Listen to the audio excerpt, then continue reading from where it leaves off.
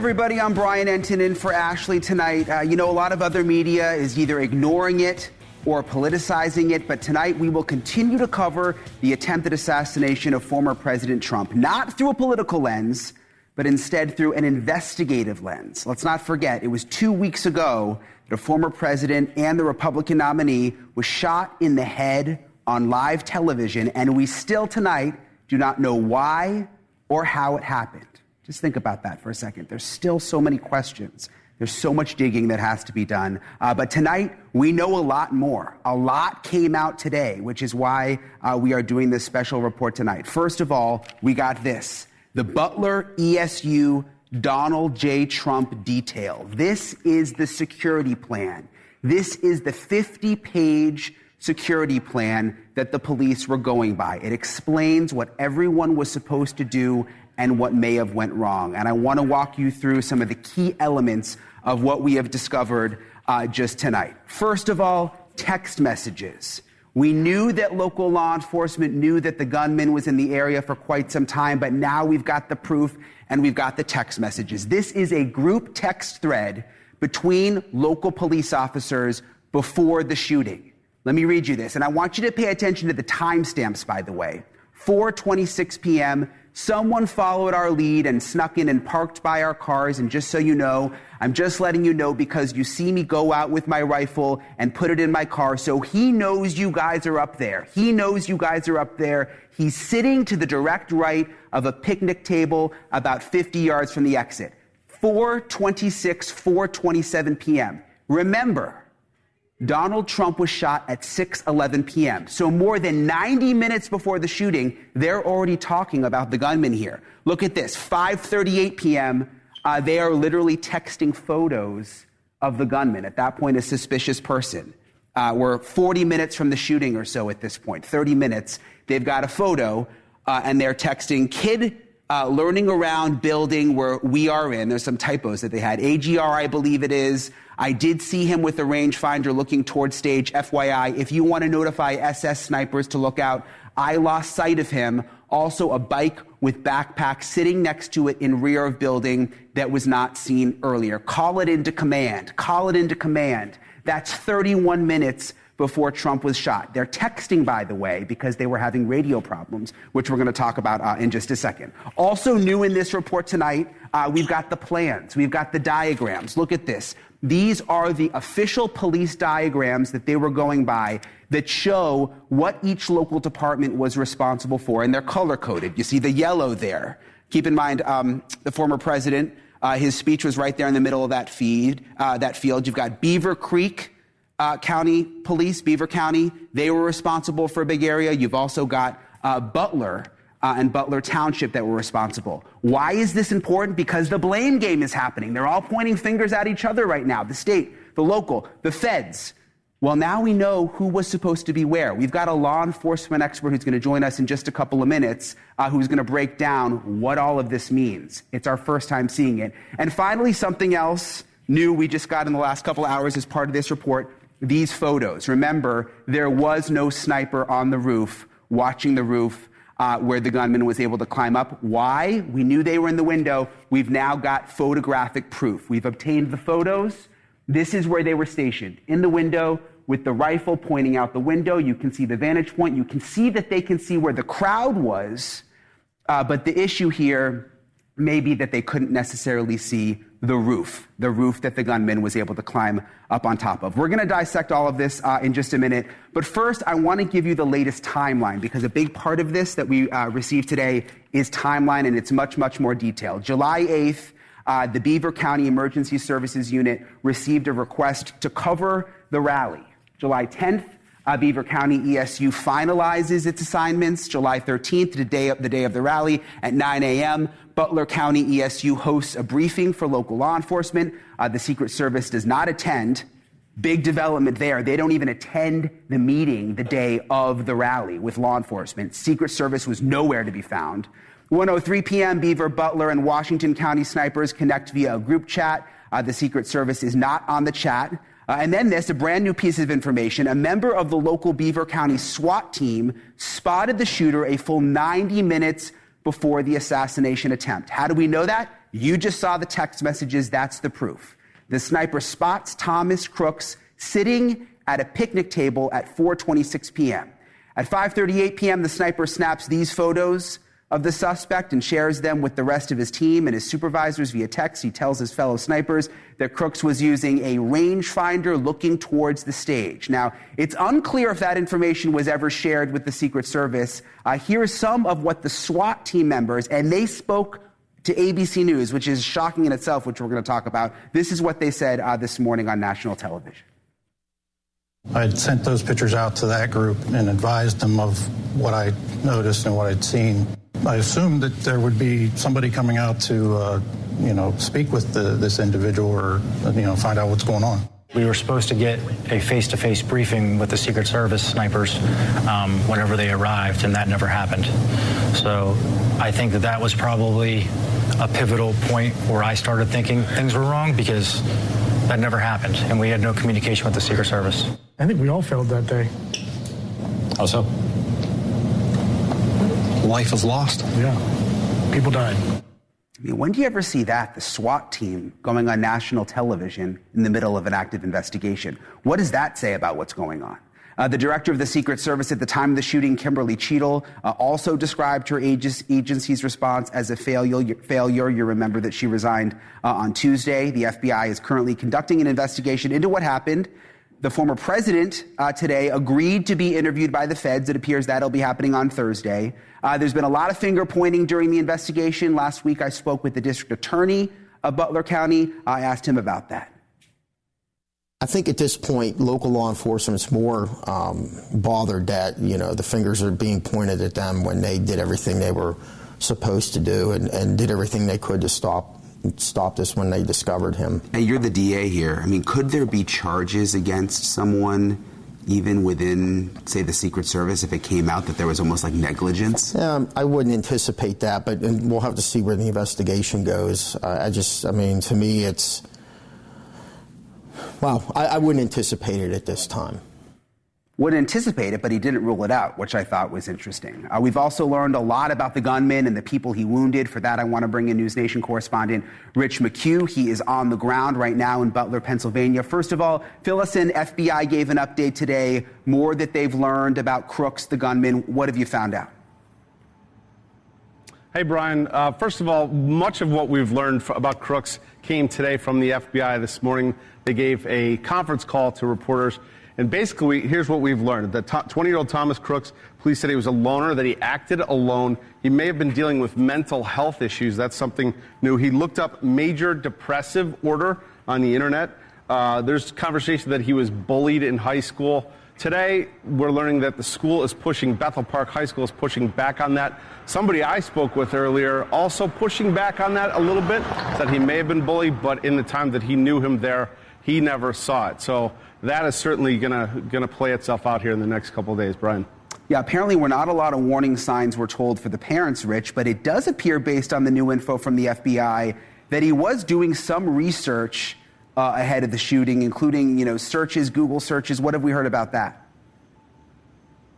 So he was searching for a while. According to the FBI, they say he started buying gun parts and guns more than a year ago, using aliases and encrypted email addresses so as not to be found out, which sort of speaks to a motive. But we have a more detailed timeline of his days that I want to kind of go through. On July 6th, he Googled how far Lee Harvey Oswald was when he shot John F. Kennedy. He looked up other assassination details. On July 7th, he drove to the grounds and spent 20 minutes there. He had already registered for the rally. On July 8th, he went into a shooting range with that AR-15 and practiced. On July 13th, the day of the Trump event, he bought a ladder at 9:30 a.m. that morning. He drove to the showgrounds and spent 70 minutes there. He watched counter snipers arrive and set up. Then he drove back to his hometown, which is an hour away, Bethel Park. He bought 50 rounds of ammunition. He returned to the showgrounds around 3:35 p.m., flew his drone over the site for 11 minutes. He was spotted by the SWAT team at 5:14 p.m. He climbed onto the roof without the ladder and opened fire. Brian. Yeah, and it's interesting, when I was in Butler last week, we really paid attention to the ladder. I went out to the Home Depot where he bought the ladder, but it appears now he may have actually used an air conditioner to climb up and just sort of stashed the ladder. All that's still under investigation. But I want to pivot, Rich, to the victims. Obviously, we know the volunteer firefighter Corey Comparator lost his life, but there were 2 victims in the hospital. What's the latest there? How are they doing?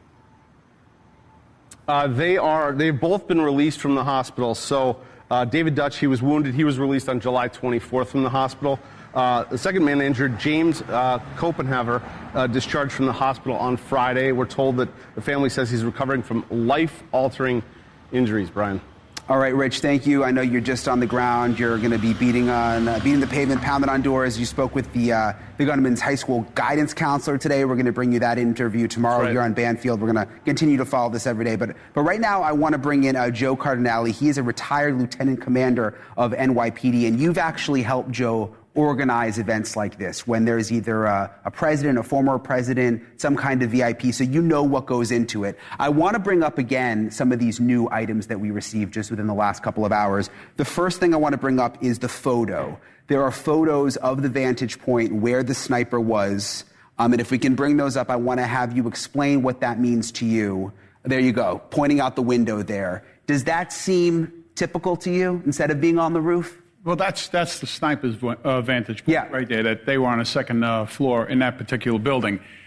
His vantage was from the roof at that point. So there's a lot of questions about that still. What was the assignments? That's what's not clear in this whole thing is what were the assignments? And as you heard them say to ABC News, they weren't clear about a lot of things too. And at that point, when do you pull it back and say, wait, we have to reassess this whole situation? So this looks like a vantage point to look at the crowd from over there. You could see how high they are up to the people on the side there, but apparently they did see him from this vantage point wandering around. Now, some people ask why they're not supposed to leave that vantage point. If they were placed there, they have to stay there, and they passed it on to somebody else. Have somebody go and check this out. But where was this communication with the Secret Service is the big question. Yeah, it's interesting, though, Joe. The vantage point clearly shows, like you said, and I've been out there so I can kind of envision it, where the crowd is in the field, but in these photos, you don't see the roof. I mean, apparently they couldn't see the roof. Absolutely. So they're not on the roof, and that roof is unsecure at this point. Was it supposed to be secure? Were they originally placed up there? I don't think so. They're placed over here for a reason. And what was the story with the roof? Those are the answers that the Secret Service has to come up with. And then the timeline of the first spotting to the photos of the perp. That's something else that has to be explained as to why that communication did not get to the Secret Service. Right? Yeah. That's like the big question that they're going to have to answer. Plus, there's the backpack issue and how he got the weapon up there and how the weapon was secreted. Was it a folding stock? What was it? They're going to have to come out with that finally and give a final analysis of what really happened over here. Yeah, we still don't know who's telling the truth, really, because there's been reports that they were supposed to be on the roof, the local police, but got hot and went inside. The local police, I interviewed the DA, came out and said, wait, that is flat out wrong. We were told to be inside at the window. I want to bring up, Joe, though, this plan that we got today as part of this document that I hadn't seen before, where it actually shows who was responsible for what. There it is. And it's interesting, it was almost drawn. And the president was right there in the middle of where you see sort of those triangles. What does this mean to you? This means that they had an assignment, but you're telling me that they were told to stay on that second floor. Yeah. So that's key right now. So you still leave the rooftop, at a disadvantage for everybody else. I mean, it's still a line of sight. So why would you leave that, unsecured unless you had personnel on the ground, to stop somebody from going up there? So they were probably put there for a reason, saying we needed a vantage point for this. Everything is vantage points in the distance. Everybody says, well, it was so close. It was close, all right? But they also prepare for, angles of shots too. What's in the vantage point, to getting the president, that's a direct line there, all right? So that's to me, a major failure, because the roof should have been secured, and whether it be from the ground or they had their vantage point for a reason, they were probably placed there for a reason, because the pre-planning goes into effect. And then you come from the pre-planning to the day of the event, and then you have everybody saying at 9 a.m. in the morning that they met. And then I think the one key component that I saw on that was that the state police they weren't there. And the Secret Service didn't show up to the final meeting. Exactly. I mean, you've done a lot of these events. Is that strange for them not to show up? Absolutely. They're the lead. All right. So, and it's not the boots on the ground all the time. All right. So everybody's pointing fingers and everything. There's a supervisory assignment that's involved in this as well. All right. And that supervisory assignment for everybody, they're going to have to answer to where they were placed and how they were placed there. But for those, individuals to go on ABC this morning and say, listen, we never heard from them. That's critical to me. That's very troublesome to me. And I want to show you, Joe, the text messages again, because again, we sort of knew the timeline before today based on sources, but now we've got the actual text messages. And if we put those up, I can't get over the time. 4:26 p.m. Trump was shot at 6:11. Right. So they're talking about this almost 2 hours ahead of time. This over here, someone followed our lead and snuck into the park behind our car. So just so you know. My question, again, is why isn't this relayed to the FBI? Because, not to the FBI, the Secret Service, because at that point, it's their job to turn around and get that information and say, Mr. President, we can't bring you out there right now. We have something we have to address. We have a threat. And explain it to the president. Let him, say, okay, fine. This never happened. There's no communication, because had that communication got to the Secret Service, I'm sure it would have been a different story. Why do you think they didn't warn the president? I don't know if they had the communication set up that way, that the FBI, because for the sniper teams not to have access to the Secret Service sniper teams, they should have, even if there has to be 2 sets of radios, do what you have to do. Get the communication across. You could add somebody in that time span run across and say, we have a person of interest over here. Right. I mean, he's got a rangefinder. All right. He's walking around. He's, in an area direct sighted of the president's position. A lot of questions still have to be answered. And I'm just envisioning, we know that there was a communication breakdown. They weren't able to use the radios amongst the different departments. But you've got these guys with rifles out there. We've seen the setup now in the window. They're like texting at the same time there. How does that even work? Well, once again, these individuals in that position, all right, I can almost guarantee you they're told to be in that position. Yeah. Right? And they're relaying what they're seeing. They cannot leave that position, because if you're placed there, you stay there. All right? And then you have the other positions supposedly covered. It's the communications that's a big problem over here. Why wasn't the Secret Service aware of this? And if it's through a communications problem that was not predetermined, that they had radios or whatever frequency they're on, I mean, that has to be addressed. So, this will come out. All right? Eventually it's going to come out. And, we did have a life loss and 2 other, persons injured. And the president, apparently, he's like, you could see it on his face that the president, this was so shocking to him and everybody else. And we're watching it live on television, and people want answers to this half an inch, now. Joe, and we would have been doing a whole different story right now. What we would have, divine intervention at its best. And listen, you mentioned we don't know if they were told to be up there. I interviewed the DA face to face. He sat down with me. Now you've got the SWAT members who go on national TV. Good Morning America. Are all these people lying? I mean, and yet the Secret Service still stays quiet. It's I think the truth is starting to come out, but we're just going to have to wait and see. I think they're going to get the full scope of this investigation. Yeah. They're going to bring it out there and say, we failed in this area. We need to do better in this area. And I think a couple of heads will roll. Cheadle gave a horrible presentation to Congress. I thought that was horrible. Thank you, Joe. All right, thank you. Appreciate you coming on tonight and explain. We'll have you back on. Hopefully we'll get more documents tomorrow. We're going to stay on this story every night this week as we get more information. NewsNation's also produced a detailed special report about the assassination attempt. You can find it newsnationnow.com or just search The Plot to Kill on YouTube. And again, we're getting new stuff every day. So every night, 10 o'clock, I'm going to be filling in for Ashleigh this week while she's on vacation, and we're going to dive into it every night and just try to uncover as much as we can. Okay, still to come tonight, the beginning of the end of the so-called Black Swan murder trial in Florida. The defense claims Ashleigh Banfield acted in self-defense when she fatally shot her husband, and Ashleigh herself tried to convince the jury of that on Friday.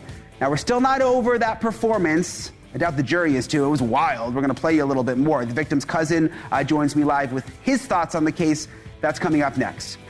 Later, a convicted child rapist, I couldn't believe this when I heard this earlier, competes on the biggest stage in sports, the Paris Olympics. We'll show you the moment when he stepped out on the court and saw his dreams of Olympic glory turn upside down. Wait till you see what the crowd did for this guy. That's later on.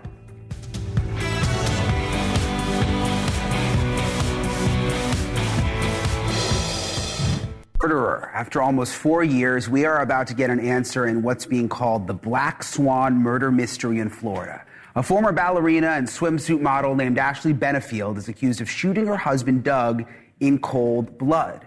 And that's Banfield, by the way, not to be confused with the host of this show, Banfield.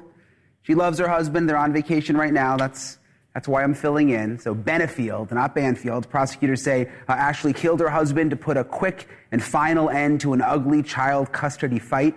The defense maintains she was defending herself after years of abuse. Well, today the defense brought in several witnesses, including a forensic pathologist and a counselor who worked with the couple and describes Doug as an alpha male. Doug occurred as someone who was domineering, and the terminology that I would use at times would be super controlling. He was very dedicated to wanting the relationship to work. He was very interested, despite conversations with some of the disparaging things that Ashleigh had said to him. I would say that Doug occurred as somebody who was very built and well put together. And yes, I would say that he would fit the stereotype of an alpha male. So if you were with us on Friday, you saw Ashleigh herself on the stand and then off the stand when she was asked to reenact the moment she pulled the trigger. And he got like this, and he was like making like fighting motions. I don't know, I'm not a fighter, I don't know. Okay. It was scary. Did he have his hands in fists? Not at that point, they were like, I don't know. Was he coming at you like this? When he lunged at me, he came very quickly. Okay, so he lunged. Was his fist up when he lunged? I don't remember. So you start shooting, and he does what? He kept coming at me. Okay, so then you keep shooting again. And he falls down on his back? His legs went up in the air. Okay, where do his legs go? In the air. How high in the air? I don't know. So Banfield faces 25 years to life in prison if she's convicted. Closing arguments are expected to start tomorrow. It's happening quickly. I'm joined now by Tommy Banfield, Doug Banfield's cousin and family spokesperson who has been in the courtroom for the whole trial. Tommy, thank you for being with us. I feel for you having to sit through all that. It's just horrible. Were there any really standout moments today, you would say, when it comes to the defense's witnesses? Yes, sir. The prosecution was able to pretty much show that all three of the witnesses, Dr. Quintal, the Dr. Liu, the medical examiner from Miami who's retired, both of their stories predominantly came from Ashleigh. That was both shown in Dr. Quintal's case, that he met with Ashleigh 5 times. He only met with Doug twice. And he admitted listening to her story over and over again. Remember, Dr. Quintal's a trauma resolution counselor, not a diagnostic counselor. So we were pleased that his testimony did not really carry the day. Dr. Liu, the medical examiner who was brought in by the defense, once again made many mistakes compared to the evidence, in particular claiming that she could tell the order of the shots, even though the firearms ballistics expert that the defense brought in couldn't tell that. And there was a big disparity between her testimony, in particular what Ashleigh said about Doug lunging. He was 10 feet away when they started. And Dr. Liu, the defense's medical examiner, pathologist, showed and believes that the evidence shows that Doug had been paralyzed by the first shot from the right side to the left side of his body, and that's the one that knocked him off his feet. The other 2 shots, one grazed his arm as he was falling, not the story that she said. Most importantly, Ashleigh's a performance artist. She was trained that way. And if you go just research online, you can see that there's a ballerina ballet performance where the ballet is about the ballet dancer being a marionette. All the hand gestures that Ashleigh showed when she was attempting to show what happened are from a performance that we saw. Well, yeah, I wanted to ask you about that. I mean, you were in the courtroom on Friday when she testified, and I can see the hand movements right there. mean, you obviously knew her before all of this. What was it like? What was going through your mind during that? Well, we appreciated the fact that she took the stand in her own defense, that she attempted to tell her story. The problem is the evidence is completely against what she said. In particular, they claim that Doug was a ninja artist. She used the word ninja, but he was not trained that way at all. If you walked in a room and someone's pointing a gun, you're going to turn to leave. You're normally going to have your dominant side. This is going to come out also in the photos that are coming out tomorrow in the rebuttal from the prosecution. And both the medical examiner last week and the defense's own witness, the ballistics expert, showed that Doug was shot from the right side clearly, not from the front where he was coming at her. Yeah, that's a key point that I think obviously the jury is going to have to take in. Do you think this could wrap up by the end of the week? Where are we on timing, do you think, Tommy? I think we have a minor rebuttal, just a few questions in the morning for some photos that were admitted into evidence that show Ashleigh had a similar face or droopy eye as her defense team pointed it. That'll come out tomorrow. The mugshot will come out tomorrow that shows that droopy eye even after 3 weeks after the shooting. And then there's a photo of Doug where, once again, they claimed he was this beefed up guy, but you'll see pictures tomorrow where a month before the shooting and the killing, he's not beefed up like he was. Closing arguments at 1 tomorrow. We believe closing arguments will take 60 to 90 minutes from both sides, and it should go to the jury tomorrow afternoon. Wow. With the Yeah, we'll follow it, Tommy. We'll get back with you tomorrow and see how things went. It's such a fascinating case. It's so sad what happened. Tommy Banfield, thank you for joining us tonight. We appreciate it. Thank you for the fair treatment of both sides. We appreciate y'all talking about the case. Thank you. Of course, we appreciate that. Okay, still to come tonight, are police in Texas closer to solving a tragic mystery? This man you see here about to pop up, now formally hit with charges linking him to the death of a mother of 4 near Houston. Officials say he was the last one to see her alive. This is the crazy part. We have actually interviewed the man on this show, which is one of the craziest things as a reporter, when you interview someone and then they end up as a suspect and you've got the interview. I've got the full details. We're going to show you the interview, how the victim and this new suspect are related right after the break.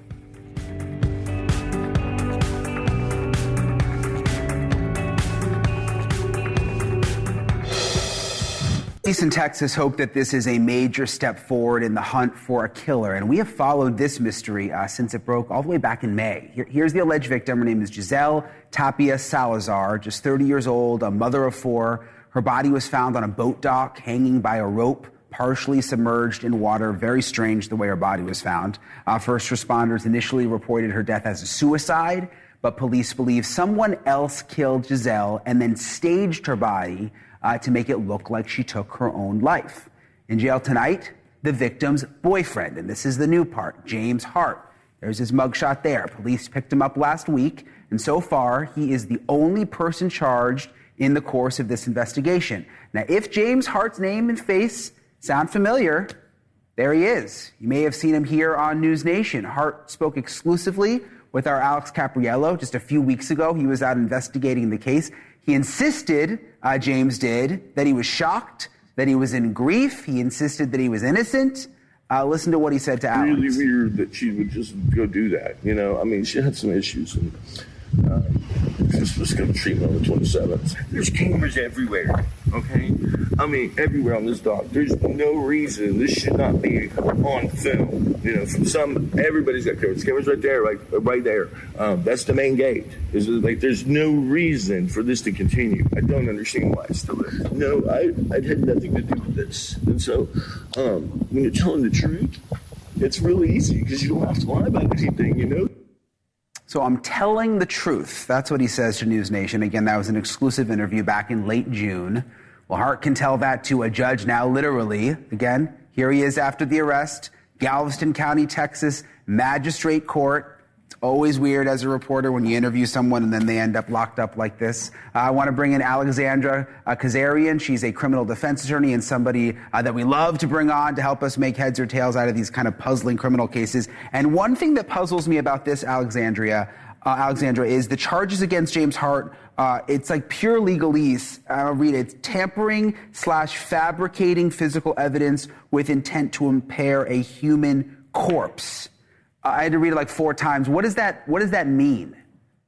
Well, it sounds like they don't have enough evidence to prove that he actually caused her death, but they believe that he did something with her body after she died before reporting it to the police or without reporting it to the police. It sounds like they think that he has something to do with putting her body at the dock after she passed, but that they don't have enough to prove that he had anything to do with actually killing her. Doesn't mean that they don't think he did. It just means that they can't prove it. So, I mean, I'm just thinking of other cases I've covered. They'll bring these guys in on a lower charge, and then they start trying to get them to talk. Is that what you think is happening here behind the scenes? I think actually what they're doing is the right thing. I think instead of overcharging and bringing the charge down, instead of overcharging and then maybe trying to get somebody to plead to a lower charge, which is what happens a lot, I think they're charging with what they think that they can prove at this point. And if he starts talking, if he starts slipping up, if things come out, if he's scared of the charges and then starts saying, okay, I do have more information, I'll give it to you. At that point, they don't have to stick with the charges they have. If they do get more information from him, they can always charge him with more if they don't promise leniency in order to get the information. So I think they're doing the right thing by charging what they think they can prove at this point and then seeing where they can go from there. I mean, you're a defense attorney, but what did you think of that interview that Alex did with James? I mean, he's kind of darting around. His eyes, he looked kind of a little bit of like a nut to me. What did you think? I mean, unless I know for sure that my client had nothing to do with the charges, I do not put them in front of a camera. Yeah. Because even if you are innocent, people don't generally act the way that they're supposed to act all the time.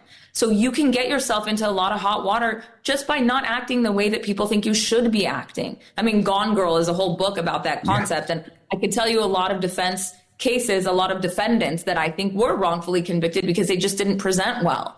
And so I don't do that unless I know that I can actually prove that somebody's innocent. And those cases are really, really hard to come by. So I would never recommend that somebody, especially without a lawyer sitting next to them, have just a full-blown interview where they're this emotional too. I think sometimes emotion can make you come off as insincere, even if you are being completely honest. Well, and one of the strangest things about this case, Alexandra, is the way that they found Giselle's body, again, hanging by a rope, but with her arm up in a position that makes the suicide scenario almost impossible. So someone tried to get creative here and make it look like a suicide, but that arm, it seems like that's what gave it away.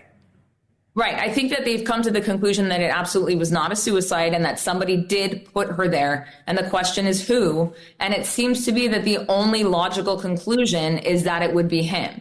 And so they're charging him with what they think is logical, what they think that the circumstantial evidence is going to be able to prove.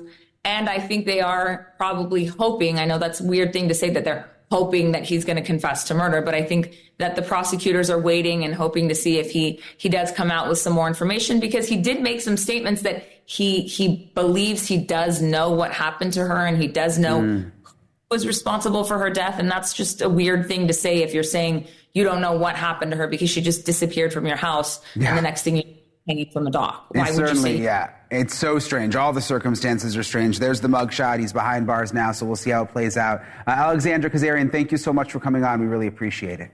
Absolutely. Great to see you. Okay, still to come tonight. Stay up just a little bit longer. Justin Timberlake's lawyer says he was not drunk and cops made crucial errors in his arrest last month on Long Island. Well, there's new reporting out today that seems to add to those errors. So could Timberlake's DWI charge actually get dismissed? He got more good news today. We're going to explain it. Plus, Tupac's family has reportedly hired a team of investigators. I think you know everything about this case, but this is also taking a strange turn. We'll tell you why after the break.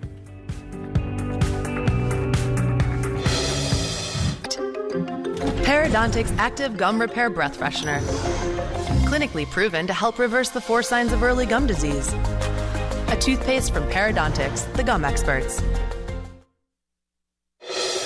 So if you were watching on Friday, then you know that Justin Timberlake's high-powered attorney put out a statement unequivocally denying that Timberlake was intoxicated when he was pulled over for a suspected DWI last month. And here's exactly how he put it. This was the statement. The most important fact to know about this case is that Justin was not intoxicated and should not have been arrested for DWI. His attorney also points to what he calls a number of significant errors made by the police and says the charge should be tossed. Now, the prosecutor, however, has brushed those errors off as simply clerical. Now, this is the new interesting part. There's new reporting by TMZ that suggests possibly more serious errors could have been made by the arresting officers. TMZ says an unidentified woman whom Timberlake was drinking with that night in Sag Harbor was allowed to drive the star's rental car back to her house despite the fact that she was also reportedly and obviously drunk.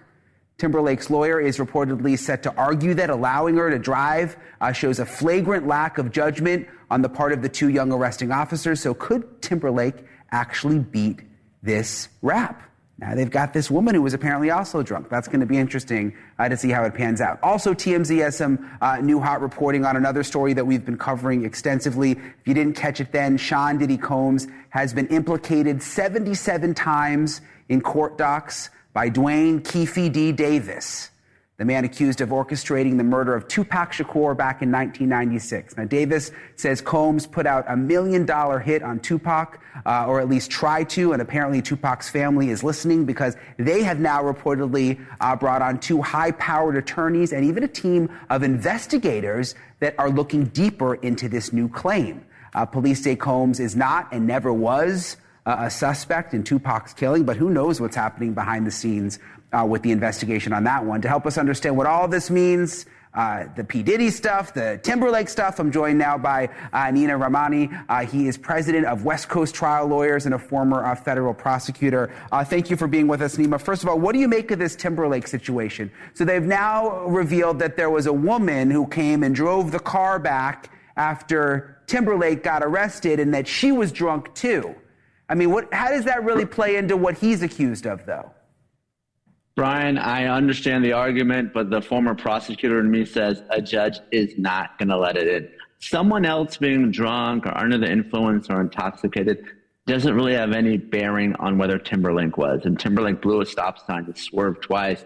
He emitted an odor of alcohol. He had bloodshot water in his eyes. Most importantly, he failed multiple field sobriety tests before refusing a breathalyzer. So if law enforcement botched the case or someone else was obviously drunk, I don't think a judge is going to let a collateral case, an entirely different trial, come into this case because of how officers handled this woman.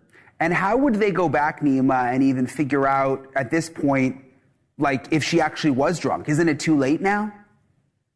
It is. And let's not forget, she was ahead of Timberlake. She circled back around. Her husband was driving. Apparently, she got out of the car and she was talking to police officers and saying, are you really going to arrest Justin Timberlake? So at a minimum, they were able to evaluate her speech, her demeanor, her stature, and they determined that she was not under the influence, at least based on that cursory inspection, whereas Timberlake, of course, went through the full battery of tests.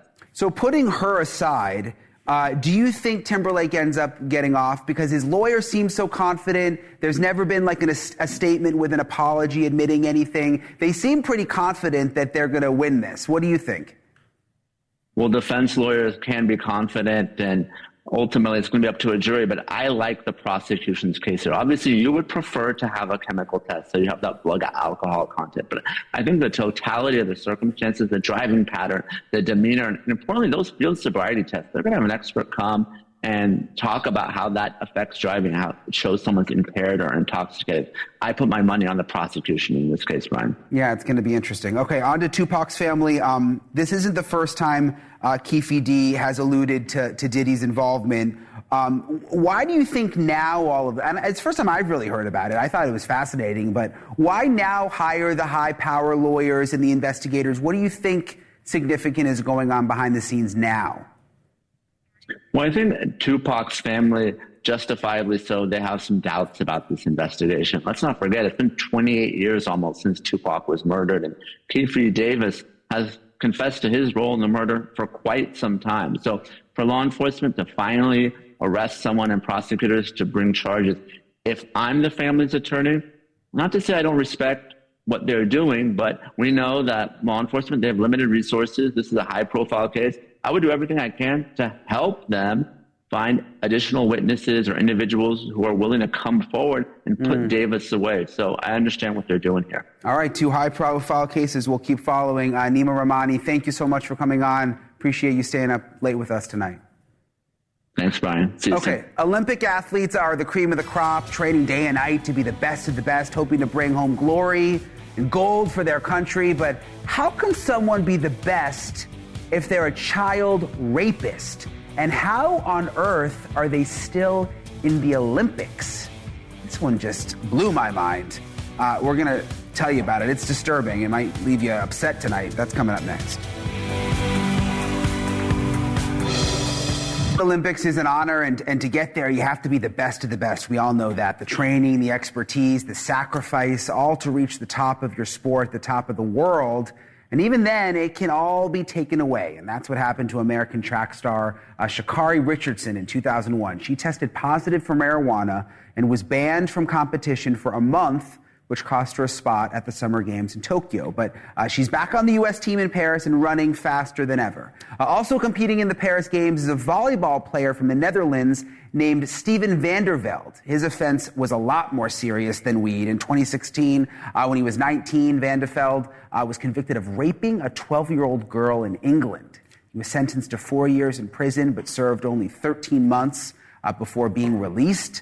The Dutch said van der Velde would not be staying in the Olympic Village. Thank goodness for that.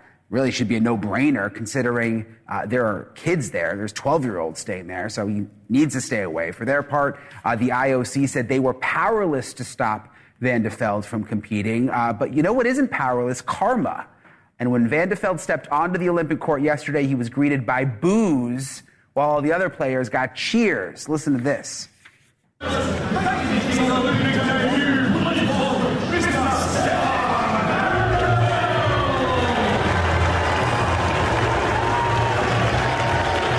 There you go. He lost the match. He also blew off the media scrum. He deserved the boos. That's it for tonight. See you back here tomorrow. Cuomo's next.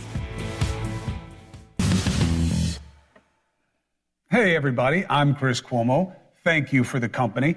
I ask you to help me figure something out. If I were to tell you, breaking news, a dozen kids murdered while playing soccer, dozens more injured, some critically, you'd be outraged. I don't have to tell you where or how. It doesn't matter. Harming kids, let alone murdering kids, it's the highest wrong.